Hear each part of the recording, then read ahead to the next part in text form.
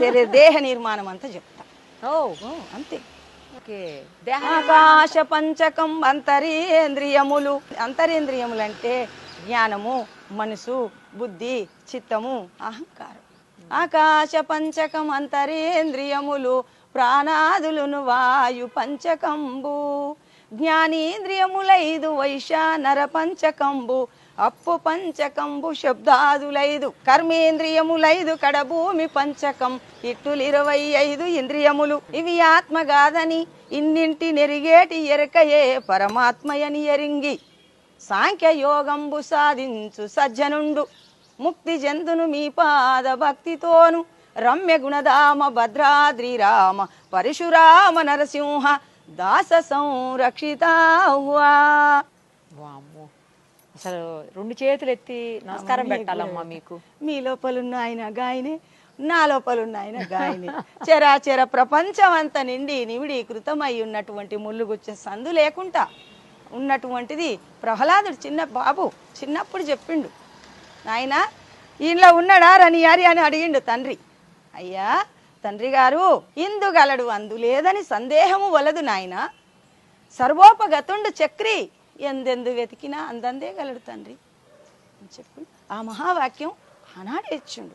త్రేతాయుగం, కృతాయుగం, ద్వాపారం, కలియుగం. అమ్మ త్రేతాయుగంలో చెప్పినటువంటి ప్రహ్లాదుడు చెప్పిన మాట మనది కాదు తల్లి. మనదనుకునేది భ్రమ.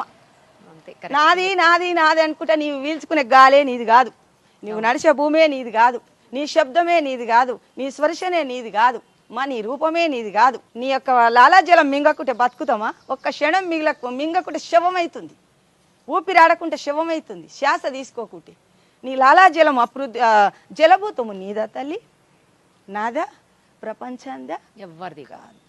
వాసన పృథ్వీభూతం, మరి దుర్వాసన సువాసన ఇది ఎరుగుతుంది ముక్కు, అది మనది కాదు. పంచభూత ఆవరణ మన వస్తువు అనేది ఏమీ లేదు చూడమ్మా. అవును, వట్టిదే. జన్మమెత్తడం, కర్మ చేయడం, గతించడం, మళ్ళీ ఎత్తడం, గతించడం, మళ్ళీ ఎత్తడం.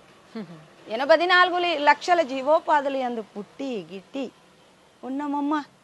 ఇది క్రిమికీటకాదులు, జంతుజాలము, పశుపక్షాదులు, నదులు, వనాలు, నానా మృగాలు, విహిత కర్మములు, వేద శాస్త్రములు ఎత్తిన తర్వాత కడసారి ఎన్ని జన్మల పుణ్యమో ఈ మానవ జన్మ వచ్చింది.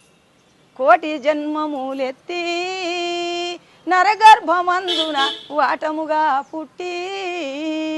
కోటి జన్మములెత్తి నాయనా ఇక చాలు జన్మని తల్లి గర్భంలో ఓ పక్క మలము సంచి, ఓ పక్క మూత్రము సంచి, ఓ పక్క రక్తము, ఓ పక్క మాంసం, నీళ్లు తల్లి గర్భంలో నిండి ఉన్నాయి.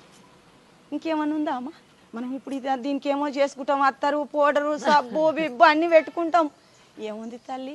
తల్లి గర్భంలోది గుర్తు చేసుకుంటే ఈ జన్మ ఇక చాలు అనిపిస్తుంది. నారాయణమ్మ, మీరు ఇక్కడ ఉండాల్సిన వాళ్ళు కాదు, అసలు మీరు సఫాయి కార్మికురాలుగా అర్థమైతే గురుదేవుడు మా అమ్మ పెట్టింది. అమ్మ పెట్టిందమ్మా. బతకలేవు బిడ్డ, నీ భర్త చనిపోయిండు చిన్న వయసులో, నీ పిల్లలు భర్త లేరా అమ్మా? లేడమ్మా. అయితే చిన్న వయసులో బిడ్డ నువ్వు బతకలేవని మా అమ్మ పని అమ్మ ఇది. మా అమ్మ నేను కలిసి 3 సంవత్సరాలు చేసిన. ఈ కాలనీలో ఇండ్లు లేవు, ఈ బస్ ఇవన్నీ లేవు.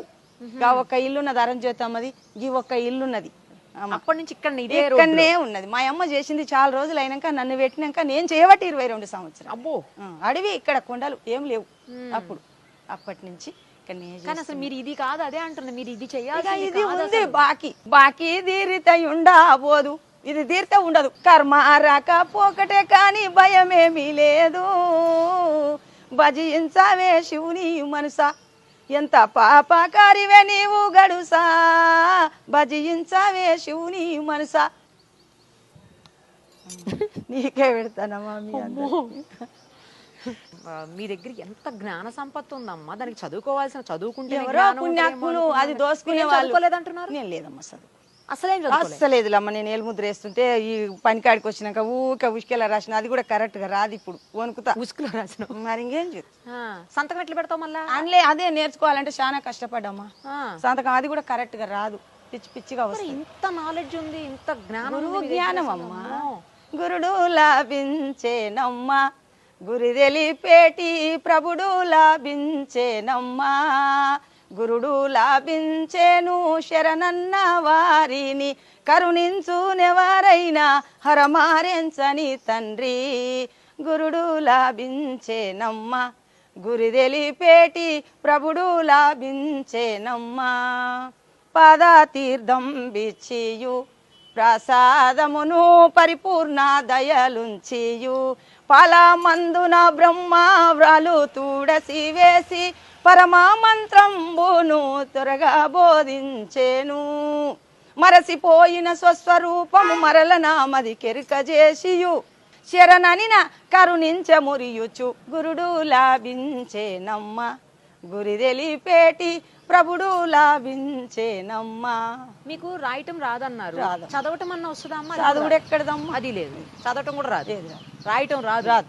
ఇంత పెద్ద పెద్ద పదాలని అసలు ఎక్కడ చిన్న తప్పు కూడా ఇవే లేకుండా- చిన్న చిన్నయేనమ్మా, ఇంకా పెద్దవి ఉన్నాయి. అమ్మ బాబోయ్, ఇంకా పెద్ద అంటే చదువు రాని వాళ్ళకి రాయటం రాని వాళ్ళకి ఇవి పెద్ద పదాలు కదమ్మా.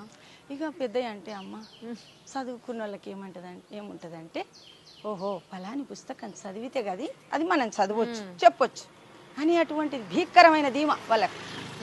మాకేమో గురువు గారి దగ్గరికి పోతేనే బోధ, Great లేకుంటే అసలు. బాధ.